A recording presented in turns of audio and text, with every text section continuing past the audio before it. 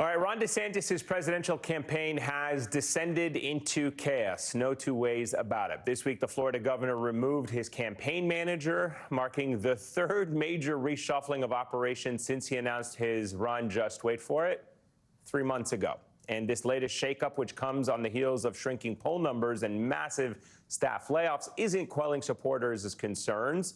One of DeSantis' own fundraisers told the Post, the Washington Post, I should note, quote, "I think this is rearranging deck chairs on the Titanic." And as the governor struggles to steer that sinking ship, he is flexing his power back at home. This week, DeSantis suspended State Attorney Monica Worrell, a Democrat and the only black woman serving as a local prosecutor in Florida, citing her sentencing record.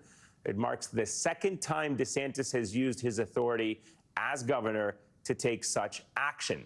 Last year, he suspended Tampa area prosecutor Andrew Warren, who will join us in just a moment, after Warren pledged not to bring charges under the state's new 15-week abortion ban. Warren's suspension sparked a months-long legal battle, which eventually ended when the state's DeSantis-friendly Supreme Court threw out his challenge. Now, Worrell is making it clear that she, too, won't back down without a fight.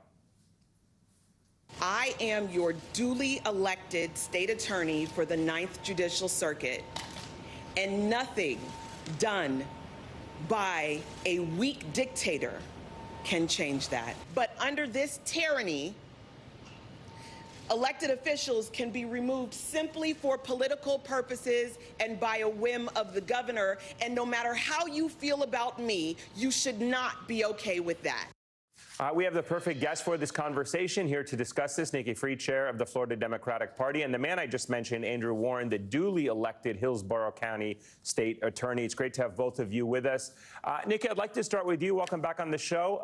You know, this marks reboot number 3 for the DeSantis campaign in just as many months. He is not getting any traction whatsoever. If your campaign needs that many overhauls in a full year before the election, is there a bigger problem at foot here than staffing? I mean, could the issue be the candidate himself? Well, thank you again for having me back. Of course, it's the candidate itself. You know, you see Ron on the campaign trail, and you even saw him today in Iowa. He's awkward. He doesn't interact with people. Even if you look at how he addresses individuals, people in the campaign, people just interacting with them, look at his eyes. There's like a glaze over his eyes because he's not making connections, which is what a public servant needs to do.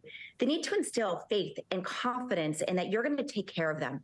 And he's not making those connections. And the fact that this is his third reboot, taking his chief of staff, who I have an ethics complaint against for threatening and holding over elected officials as legislators as well as lobbyists, budget line item vetoes. And now they're taking this guy out of the chief of staff's position and putting him as campaign manager, somebody who has never worked on a campaign before. I can't imagine how this is going to go well on his third reboot. At the end of the day, it is absolutely the candidate. Ron DeSantis isn't connecting with the people. Andrew, Ron DeSantis, and some have speculated that his motivation for going after Worrell is purely political. He's already worked her suspension into his political speech. Take a listen to this. We had a prosecutor in Orlando. She wouldn't prosecute cases. She's putting people out back on the street. And this one guy shot 2 police officers because he should have been in jail, and he's out there. So I removed her from her post. I'm not going to just sit there and take that. And we should note here, regarding that case the governor referenced, the suspect who was shot dead during that incident was out on bail for a previous offense. Worrell said the bond in question was a judge's decision, not hers. But what do you make of the governor's attempted justification there? Are you buying it, or was this politically motivated? Well, this was absolutely politically motivated. I mean, Governor DeSantis does not believe in the rule of law, period, full stop. I mean, this was another unconstitutional and illegal attack on our democracy. This was a political stunt by a man who is desperate to rescue his floundering campaign. When he suspended me, we sued him in court. A judge said that you're not allowed to do this, found that it was illegal, that it violated state and federal law. And yet he does it again. I mean, this is, again, a man who just doesn't care about what the law is. He's doing whatever he can to promote his own political agenda and right now to try to prop up his own failing campaign.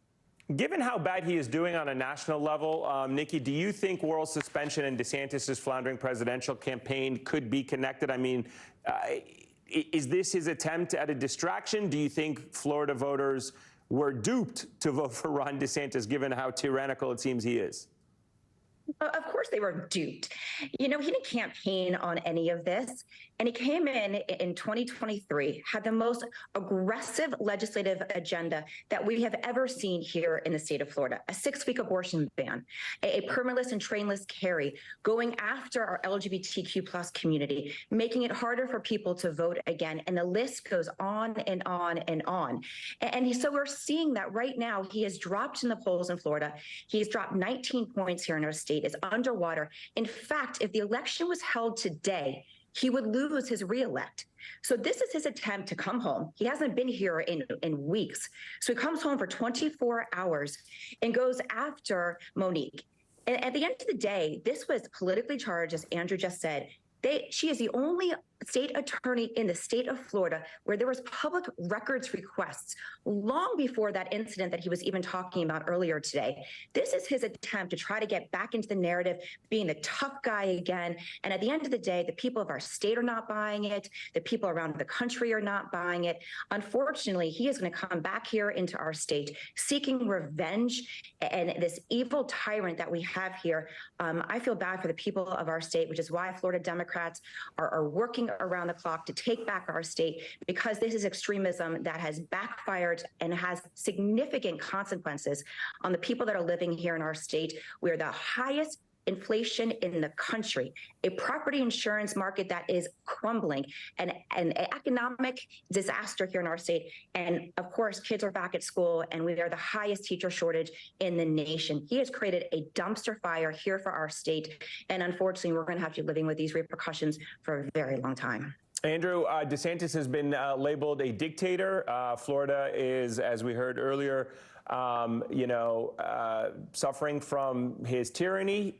He has restricted what people can teach, what women can do with their bodies. And now you have 2 ousted elected members of an opposing party from elected office. Is this authoritarianism? Is Ron DeSantis an authoritarian?